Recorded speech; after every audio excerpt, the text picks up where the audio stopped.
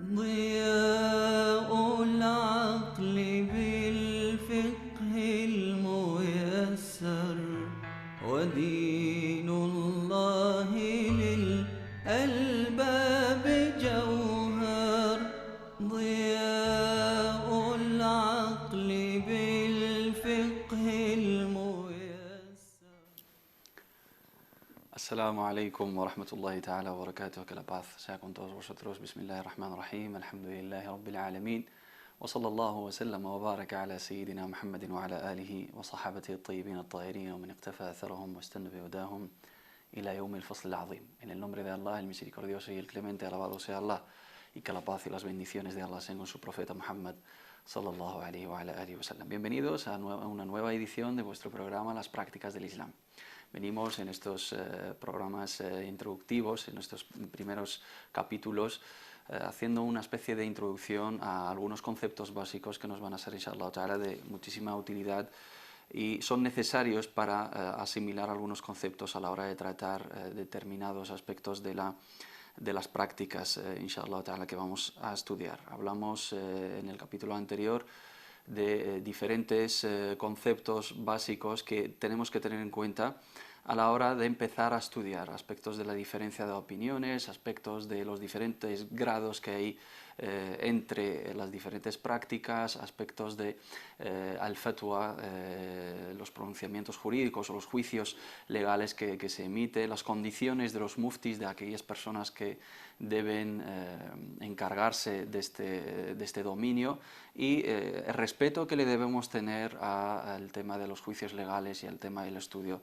de la religión. Habíamos mencionado también en que es normal y lógico y necesario que haya diferencia de opiniones y de interpretaciones entre los sabios y entre los juristas en el campo de las prácticas del Islam, en el campo de los actos de adoración. Habíamos dejado claro que no hay diferencia entre al-usul, entre los pilares, o relacionados a los pilares del Islam, a los conceptos básicos y los fundamentos básicos del Islam, y si hay diferencia de interpretación, de consideración, de opiniones en torno a cuestiones jurídicas secundarias, y eso lo tenemos que asimilar desde el principio porque nos vamos a encontrar ante diferentes opiniones relacionadas con los temas que vamos a estudiar. Hoy, inshallah ta'ala, vamos a detallar los motivos de las diferencias entre nuestros sabios, porque hay diferentes escuelas jurídicas, porque hay diferentes opiniones en torno a determinadas cuestiones jurídicas, porque hay diferentes juicios legales al fin y al cabo, y cómo debemos aceptar esas diferencias, cómo debemos considerarlas y cuál debemos de elegir y cuál se adapta a nuestras necesidades. Hemos dejado claro de que el aspecto de al-furu', las ramas del fiqh, del derecho jurídico, las cuestiones secundarias admiten diferentes opiniones por diferentes razones que vamos a mencionar. De hecho, hay diferentes escuelas jurídicas, diferentes argumentos, diferentes conclusiones que enriquecen al fin y al cabo el patrimonio jurídico en el Islam, cosa que no hay que considerarla como un aspecto negativo. Hay gente que se cree que esas diferencias pues generan unas discrepancias, unas divisiones. Eso no lo debemos asimilar tal cual, debemos evitarlo en cualquier momento, y debemos de considerar ese tipo de diferencias de opiniones como un enriquecimiento, como una especie de adaptación de la religión a las necesidades de los diferentes contextos sociales, culturales y contemporáneos, inshallah ta'ala, y partiendo desde una realidad occidental donde el Islam es minoría, donde la comunidad musulmana tiene otras necesidades, pues es muchísimo más necesario en nuestro caso. Vamos a hablar de las causas o los motivos de las diferencias entre nuestros juristas en las ramas del fiqh, en las cuestiones secundarias. Asbab ikhtilaf al-fuqaha fi al-furu' al-fiqhiyya. Uno de los motivos de esas diferencias, que son lógicas y que son totalmente reconocidas y aceptables porque los seres humanos no somos iguales en nuestras capacidades mentales, nuestra manera de interpretar, nuestra manera de leer entre líneas, nuestra manera de también recibir las enseñanzas y las órdenes, y el contexto en el cual estamos o desde el cual emitimos esos juicios es lógico que haya esa diferencia. Pero uno de los motivos principales es la diferencia entre los sabios en considerar la veracidad del texto jurídico, a través del cual pues, se argumenta sobre un hecho jurídico. En torno al Corán no hay diferencia en su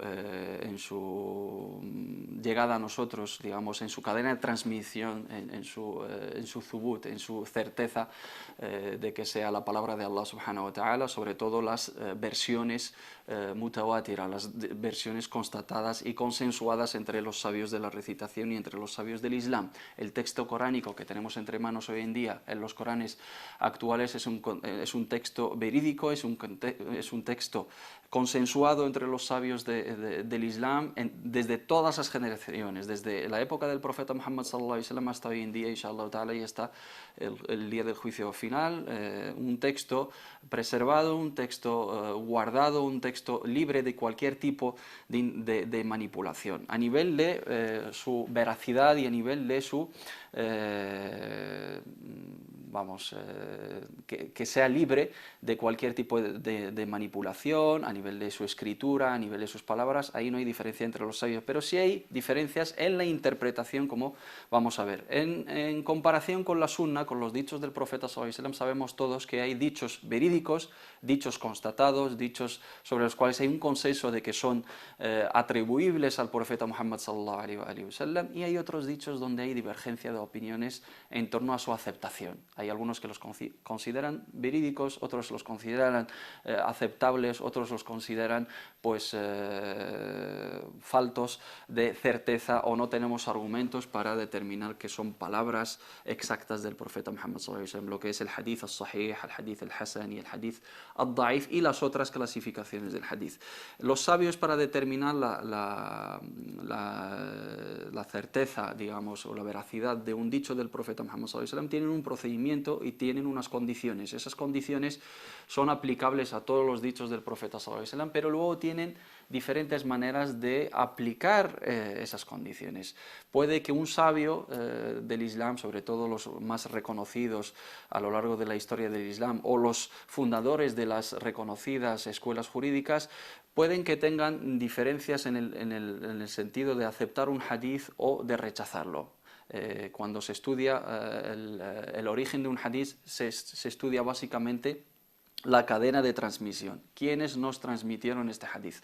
Desde el profeta sallallahu alaihi wasallam, pasándonos por el compañero del profeta sallallahu alaihi wasallam, y luego los que han ido memorizando ese dicho hasta transmitirnoslos a nosotros mismos. Y luego se han recopilado esos hadices en obras dedicadas a los dichos del profeta Muhammad sallallahu alaihi wasallam. Hay algunos sabios que aceptan digamos, los hadices de determinado muhaddith, de determinado sabio del hadith, y otros no consideran que es un muhaddith con todas las cualidades de transmisión del hadith. Y unos lo consideran sahih y otros los consideran da'if, o no llega a ser tan verídico como lo consideran un grupo. Eso implica que a la hora de utilizarlo como argumento, para algunos va a ser válido y para otros va a ser inválido y no va a ser aceptable.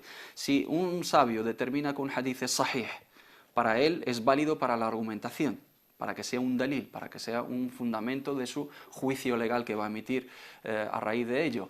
Y el otro, que no lo acepta como fuente de argumentación, no lo va a utilizar como argumento y va a rechazar cualquier argumento relacionado con ese hadith. Entonces hay diferencia en la aceptación o en la consideración de la veracidad de los dichos del profeta Muhammad sallallahu alaihi wasallam, en thubut al hadith atribuido al profeta Muhammad sallallahu alaihi wasallam. De hecho, en diferentes cuestiones legales, en diferentes cuestiones jurídicas, vamos a encontrar diferentes opiniones y todas giran en torno al mismo argumento. Unos lo consideran veraz y verídico y por consiguiente lo consideran como argumento válido para ese juicio, y otros rechazan ese hecho o invalidan esa práctica religiosa porque consideran que el mismo argumento que utiliza ese sabio no es válido. Y tenemos infinidad de ejemplos en este sentido. Entonces,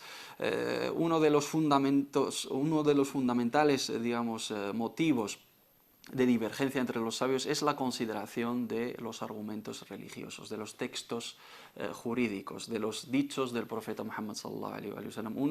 Algunos hadices, algunos lo utilizan o lo consideran verídicos sahih y otros los consideran daif porque aplican diferentes criterios para utilizarlos. Este sabio considera que el transmisor, que naqil al hadith, que el que nos transmite ese hadith del sahabi ridwanullahi alayhi no es una persona de fiar, no es una persona de unas capacidades de memorización y de transmitirnos exactamente los dichos del profeta para que sea un hadith totalmente cierto. Y otros consideran que sí, según sus argumentos, según el contextos que han utilizado o según su conocimiento personal a ese mismo sabio, lo que implica al final una divergencia de opiniones que es totalmente aceptable. También tienen diferencias a la hora de interpretar ese hadith. Imaginemos, también un versículo coránico, un hadith sahih, y no hay diferencia entre ellos sin considerarlo sahih, pero a la hora de interpretarlo, sí hay diferencias entre ellos, por cuestiones lingüísticas, por cuestiones de contexto, por cuestiones de causas del hadith, por cuestiones también del entorno social o del contexto en el que se va a aplicar ese hadith. Hay aleas en el Corán, hay versículos en el Corán que son claramente ciertos y son claramente palabra de Allah subhanahu wa ta'ala, pero sí hay diferencia a la hora de interpretar esa palabra. ¿Qué es lo que significa? Porque en el árabe puede tener más de un significado, puede tener doble significado, puede tener tres significados, como puede ser al-qar' o al-mutallaqatu yatarabbasna bi anfusihinna thalathata quru'. Las mujeres divorciadas tienen que esperar durante tres etapas. Esas etapas, el qar' en árabe significa tanto la regla, la menstruación, como también el estado de pureza de la menstruación. Entonces hay algunos que consideran las tres etapas tres menstruaciones y los otros no, tres purezas, y ahí hay diferencia de interpretación porque la misma palabra tiene más de un significado. Entonces el juicio de cada escuela o cada sabio va a ser diferente en función de cómo considera el significado de esa palabra, y en los hadices del profeta sallallahu alaihi wasallam también hay infinidad de términos donde lingüísticamente hablando, en el contexto de la lengua árabe, tienen más de un significado. Pueden significar una cosa como puede significar otra. Tienen alguna relación de alguna manera, pero es aceptable esa diferencia porque la palabra admite más de una interpretación. Entonces tenemos el primer motivo, es la diferencia en considerar el texto jurídico, si es válido o no es válido según los criterios que utiliza cada grupo.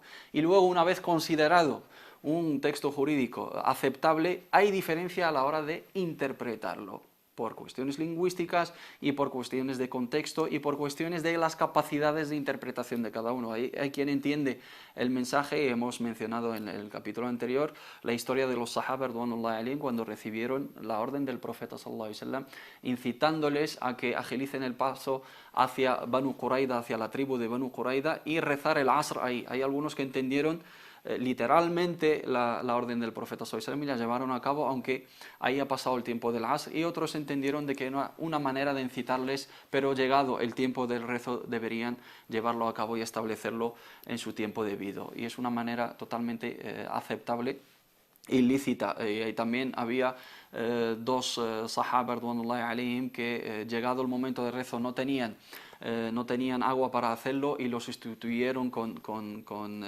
tayammum, con la ablución seca, y una vez encontrado el agua, uno repitió y el otro no, y el profeta sallallahu alaihi wasallam aprobó a los dos y aceptó la versión de los dos. Uno entendió que debería haber repetido una vez encontrado el agua que es la materia, digamos, principal para hacer la purificación, y el otro consideró que su ablución con la ablución seca, que es el tayammum, es válida y no repitió su rezo, y el profeta sallallahu alaihi wasallam aprobó los dos. Tenemos diferentes maneras de interpretar, diferentes maneras de entender los textos jurídicos, pero siempre hablando de un contexto legislado, un contexto que aplica los criterios científicos que han aprobado nuestros sabios del Islam. No es que lo dejamos a la interpretación personal, sino cada uno aplica una regla determinada. También uno de los motivos es la diferencia en la aplicación de las reglas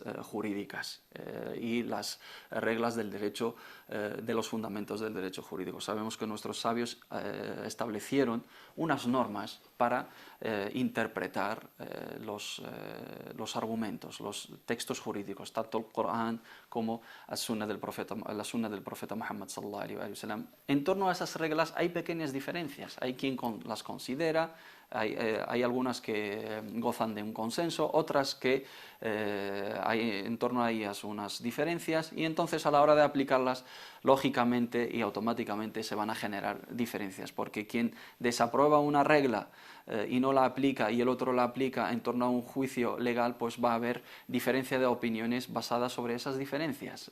Si se considera el hecho de aplicar una regla jurídica en esta cuestión y la otra escuela no considera la aplicación de esa regla correcta, entonces va a haber diferencia de opiniones.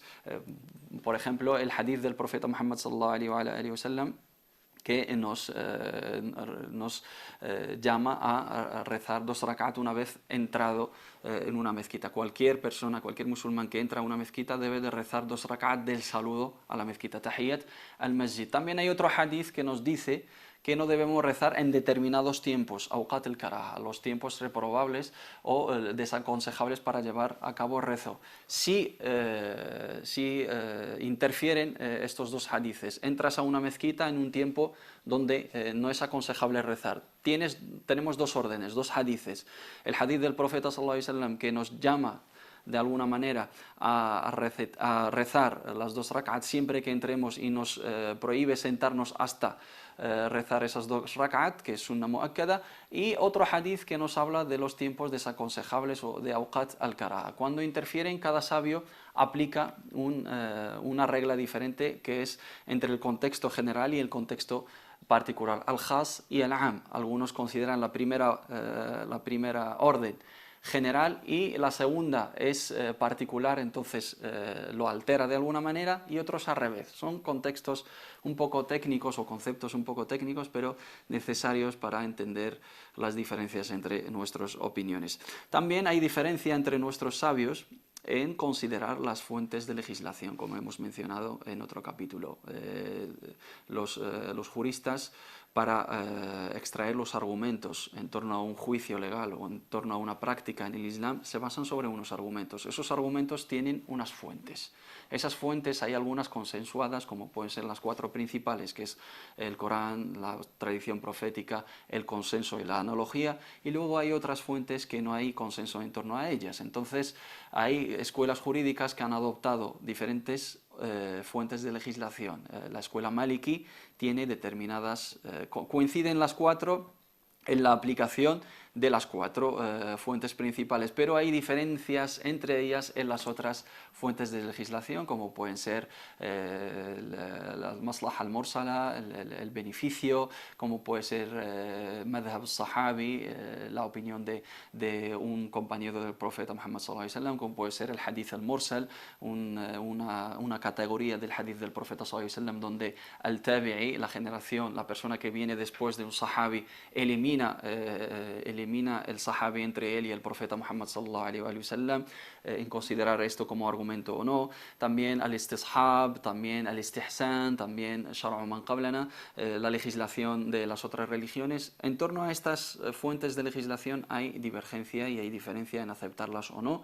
Y hay escuelas jurídicas que las han adoptado como fuentes de legislación y como bases de su argumento jurídico. Entonces eso implica unas diferencias reconocidas y constatadas a lo largo de la historia del Islam. Y también tenemos que tener en cuenta que no hay solamente 4 escuelas, sino hay muchísimas más de las 4 más famosas. Las 4 famosas, que son la Maliki, Hanafi, Hanbali, Shafi'i, son las que han tenido una expansión más que las otras y han tenido más seguidores y más sabios especializados en sus argumentos, que se han dedicado a expandirlas o a establecerlas como referencia jurídica en determinados contextos y en determinadas zonas geográficas, y las otras también son consideradas para los estudiosos en este aspecto y no para la gente normal. Pero estas escuelas tienen sus fuentes de legislación, las 4 consensuadas entre las 4, pero también aplican diferentes fuentes de legislación, lo que implica automáticamente diferencias de opiniones en torno a ella. También hay diferencias en torno a las cuestiones donde no hay argumento directo. Hay muchas prácticas o muchos actos de adoración o muchas cuestiones, no actos de adoración, perdón, muchas cuestiones diarias que han surgido a lo largo de la historia y en diferentes contextos donde no hay argumento directo y se han dejado abiertas al esfuerzo, al ijtihad de los sabios en esta materia, lo que implica que cada uno va a tener una interpretación diferente, basada sobre unos argumentos, basada sobre unas reglas, que al final va a vertir en que vamos a tener diferentes opiniones. Entonces, una cuestión donde no hay establecida un texto jurídico que la determina claramente, es abierta la interpretación de los sabios especializados en esa materia. Y si finalmente se llega a diferente interpretación, es totalmente aceptable. Tenemos que tener en cuenta que los sabios también varían sus opiniones en función de las condiciones y de las circunstancias. El Imam Shafi'i, radiyallahu anhu, rahimahullah ta'ala, vivió, como sabemos todos, en Irak, y vivió también en Egipto. Sus opiniones jurídicas y sus juicios y sus pronunciamientos jurídicos en torno a determinadas cuestiones varía según el contexto social. Tenía unas opiniones en Irak que varió en Egipto en función de las necesidades de la gente. Hay que tener en cuenta que son cuestiones donde no hay establecida una opinión cerrada y un texto jurídico determinante, que se deja a la interpretación del mismo sabio. Entonces ese sabio, aplicando los argumentos y las circunstancias y las variantes de cada contexto y cada necesidad de cada zona geográfica o de un contexto cultural y sociológico, pues varía totalmente y lo tenemos que tener en cuenta. También hay diferencias cuando hay contradicción entre dos argumentos, entre dos textos jurídicos, tanto en el Corán como en la Sunna. Y en la diferencia de juntar entre los dos, lo que se llama en usul al-fiqh, en los fundamentos del derecho jurídico, ta'arud al-adilla, cuando hay interacción o cuando hay contradicción entre dos argumentos. Como hemos mencionado anteriormente, también puede ser un ejemplo válido para este bloque, donde hay un hadith que nos llama a hacer algo y luego hay otro hadith que nos prohíbe hacer ese acto en determinado tiempo. ¿Cuál es el contexto general y cuál es el contexto excepcional o particular? Ahí varían las interpretaciones de los sabios del Islam en esta materia. Aplican diferentes maneras a la hora de que no sea posible juntar entre los dos textos jurídicos. Hay textos que se pueden juntar, aunque aparentemente sean contradictorios, pero matizando los detalles se puede aplicar los dos argumentos para el mismo hecho, pero hay situaciones en que son contradictorios. En esta situación, cada grupo de sabios tiene una manera de aplicar esos argumentos en el sentido de ta'arud al-adilla. Eso implica diferentes opiniones, lógicamente, pero son válidas porque cada uno utiliza un argumento. También la diferencia entre ellos en la terminología o la consideración de las reglas de usul al-fiqh. Hay algunos, para ellos el contexto general y los términos de los contextos generales son determinados, otros no son consensuados. Alfad al-umum, alfad al-khas wal-am, al-mutlaq wal-muqayyad, al-nasikh wal-mansukh. Son términos que donde no hay consenso entre los sabios en considerarlos y en considerar los detalles relacionados con ellos. Entonces, a la hora de aplicar esas reglas para extraer un argumento y a través de ello emitir un juicio, pues lógicamente vamos a tener diferentes opiniones y eso lo tenemos que tener en cuenta.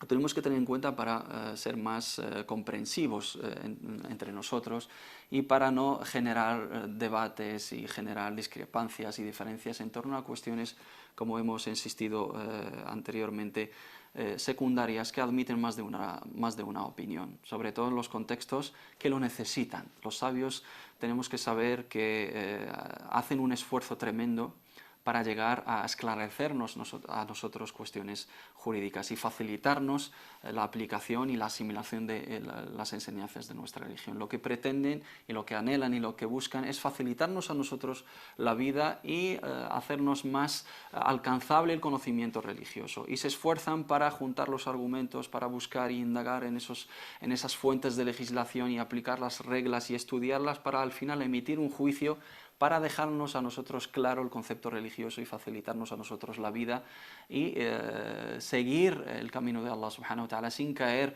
en los pecados y sin caer en las faltas y sin caer en las cosas prohibidas. Pero son humanos y aplican diferentes criterios, pero constatados y reconocidos, cosa que nos lleva a que haya más de una opinión para nuestro bien y para los diferentes contextos. Un musulmán en un contexto determinado igual necesita algunas cuestiones que no se le plantean en nuestras cuestiones. Nosotros que hemos tenido la oportunidad de vivir en diferentes contextos, sobre todo en el contexto de países islámicos donde el Islam es mayoritario, donde la comunidad musulmana es mayoritaria, y luego hemos tenido la oportunidad de vivir en contextos donde el Islam es minoritario y la comunidad musulmana es minoritaria, y donde el contexto social y cultural es totalmente diferente. Se nos han planteado en un contexto occidental cuestiones que nunca nos hubiésemos imaginado en los países islámicos. Entonces, aplicar los mismos criterios en un país islámico y extrapolarlos a un contexto occidental donde el Islam es minoría es totalmente injusto y totalmente que está lejos de alguna manera de la sabiduría y del conocimiento del Islam y de la aplicación de las mismas enseñanzas del Islam. Y eso es lo que nos enseñaron nuestros sabios. Cuando el Imam Shafi'i radiyallahu anhu, cuando estaba en Irak, emitía y consideraba determinados juicios, que cambió cuando se trasladó a otra realidad, que es la realidad de Egipto, en aquel entonces que no tenía nada que ver. Imagínate hoy, ante una sociedad totalmente musulmana, totalmente islámica, donde el Islam es mayoritario, donde el Islam, donde los musulmanes son una mayoría, y un contexto totalmente donde el Islam es totalmente minoritario, y un contexto occidental donde hay diferentes confesiones, donde hay diferentes ideologías y donde hay diferentes culturas y hábitos y cuestiones sociales que no tienen nada que ver con el contexto de los países islámicos. Ahí debemos de aplicar otros argumentos, pero siempre partiéndonos desde las bases que nos marcaron nuestros sabios en este sentido. Cuando nos vamos a encontrar ante estas diferencias de opiniones, ¿qué es lo que debemos de hacer nosotros como musulmanes o como estudiantes o como gente que busca el conocimiento? La gente normal y corriente, lo que se denomina en árabe al-awam, ammatun nas, la gente que no tiene tiempo para especializarse en el Islam, que en los aspectos técnicos me refiero, la gente que se especializa en otros dominios, que se dedican a otros campos profesionales y que son musulmanes y tienen la necesidad de aplicar las enseñanzas de su religión, esos acuden a los sabios del Islam, acuden a la gente especializada y siguen su opinión cuando se trata de una cuestión jurídica donde hay diferentes opiniones, siguen la opinión de esa persona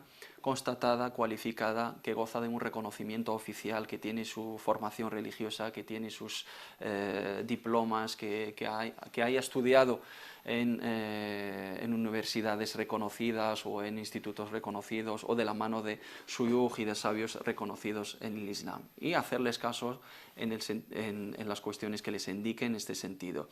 Las personas que tienen posibilidad de diferenciar entre opiniones pues deben de mirar los argumentos de cada grupo y ver, inshallah, cuál se adapta mejor a su necesidad y cuál se adapta o cuál se acerca más al argumento más verídico o a la cuestión más cautelosa en este sentido para salir del marco de la diferencia.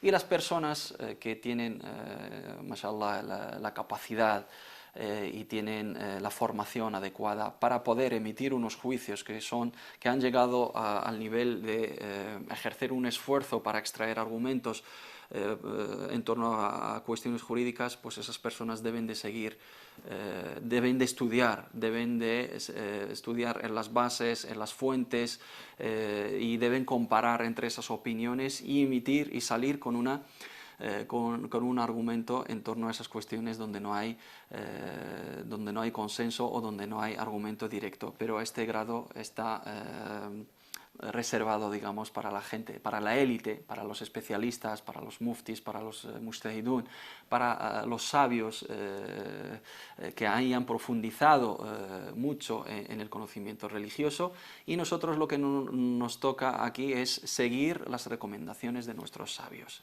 seguir la versión moderada, seguir la versión consensuada, la versión más amplia, la versión abierta a las diferencias y abierta a las diferentes opiniones, con el debido respeto a nuestros hermanos. Donde haya diferentes opiniones, nunca debemos obligar a los demás a seguir nuestra opinión.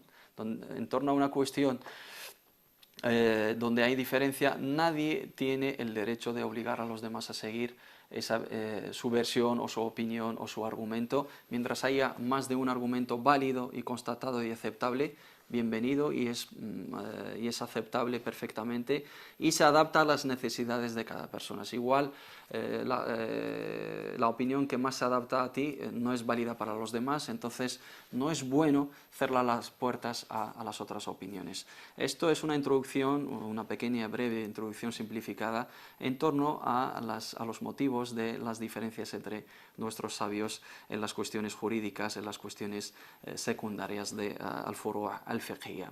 Inshallah, a partir de la semana que viene ya empezaremos y entraremos de lleno en las prácticas, tener en cuenta estos conceptos básicos para no caer en la confusión luego, inshallah, en el momento de mencionar más de una opinión. No se trata de confundir, no se trata de dar la sensación de que en el Islam hay diferencia en todos los aspectos, no hay unanimidad, no hay consenso en absoluto. Los aspectos básicos son totalmente constatados y totalmente cerrados y consensuados. Los aspectos jurídicos secundarios admiten más de una opinión que se adapta a las diferentes necesidades que podemos tener en los diferentes contextos que se nos plantean, y esa es la grandeza y esa es la belleza y esa es la característica especial de nuestra religión, su capacidad de adaptación a las necesidades de la gente que la sigue, y eso es una bendición para todos. Y alhamdulillah que Allah subhanahu wa ta'ala nos haya hecho musulmanes y nos haya brindado la bendición de poder conocer a esa religión y estudiarla y transmitirla a los demás. Acordaros del hadith del profeta sallallahu alaihi wa sallam: man yuridillahu bihi khayran yufaqihu fi ddin. Quien quiera Allah que le desee el bien, le da entendimiento en la religión. Y man salaka tariqan yaltamisu fihi ilman sahala Allahu lahu bihi tariqan lil jannah. Quien emprende un camino de conocimiento, de búsqueda de conocimiento, Allah le facilita el camino hacia el paraíso, inshallah ta'ala. Le pedimos a Allah que nos haga de aquellos que buscan el conocimiento, y le pedimos a Allah subhanahu wa ta'ala que nos haga de aquellos que llevan a la práctica ese conocimiento. Subhanakallahumma wa bihamdik, ashhadu an la ilaha illa anta, astaghfiruka wa atubu ilayk. وصلي اللهم وسلم وبارك على سيدنا محمد وعلى آله وصحبه أجمعين. Alabado sea Allah, y que la paz y las bendiciones de Allah sean con su profeta Muhammad sallallahu alaihi wa ala alihi wa sallam. Wassalamu alaikum wa rahmatullahi ta'ala wa barakatuh. ضياء العقل بالفقه الميسر ودين الله للألباب